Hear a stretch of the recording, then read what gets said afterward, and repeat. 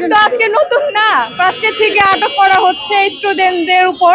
পুলিশরা নরমালি হচ্ছে ওনাদের হাতে অস্ত্র থাকে, কিন্তু ওনারা হচ্ছে স্টুডেন্টদেরকে ধরে নিয়ে যায়। আবার স্টুডেন্টরা তাদের অধিকার নিয়েও কথা বলতে পারবে না।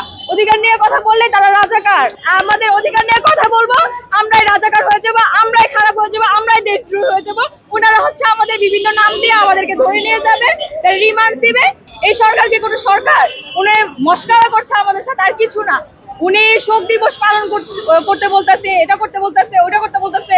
উনি হচ্ছে দেশের সম্পদের ক্ষয়ক্ষতির অনেক চিন্তা ভাবনা করতেছে, যে দেশের সম্পদ গুলা কাদের টাকায়? আমাদের ট্যাক্সের টাকা, আমাদের বাবা মা ট্যাক্সের টাকায়। এগুলা কি ওনার টাকায়? এগুলো ওনাদের সম্পদ না। একটা দেশের ছাত্র মারা যেতেছে, হাজার হাজার স্টুডেন্ট, ছোট ছোট বাচ্চারা নিম্নে।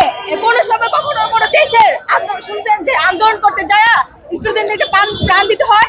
কখনো তো এমন হয়নি আমাদের দেশে। কেন 1952 সাল থেকে নিয়ে 2024 সালে আইসাও যদি ডিজিটাল যুগ বলা হয়, ডিজিটাল যুগে আইসাও যদি আমাদেরকে প্রাণ দিতে হয় আমাদের নিজের অধিকার নিয়ে কথা বলতে গণতান্ত্রিক দেশে, তাহলে এটা গণতান্ত্রিক দেশ হলো কোথায় আমাকে বলেন? এটা কোনো তো গণতান্ত্রিক দেশের হলো, মানে সংবিধান হইলো যে আমরা আমাদের অধিকার নিয়ে কথা বলবো, কিন্তু আমাদেরকে হচ্ছে রাজাকার বলবে।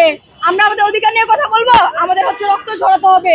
আমরা আমাদের অধিকার নিয়ে কথা বলবো, আমরা দেশকে নিয়ে কথা বলি, দেশের ভালো চাই, কিন্তু আমাদেরকে বলে আমরা দেশদ্রোহী, আমরা রাজাকার। তার রাজাকার হলে দেশের জনগণ কারা? দেশের উন্নতি করছে কারা?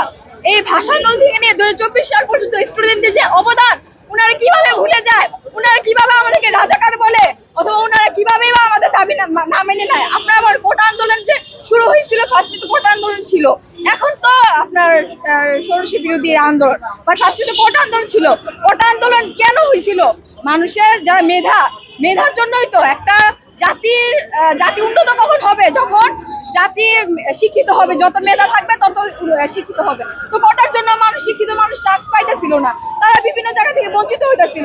তো আমরা কি আমাদের অধিকার নিয়ে কথা বলতে পারবো না? এখন আমরা আমাদের অধিকার নিয়ে কথা বলছি, আমরা হয়ে গেলাম রাজাকার, আমরা হয়ে গেলাম দেশদ্রোহী।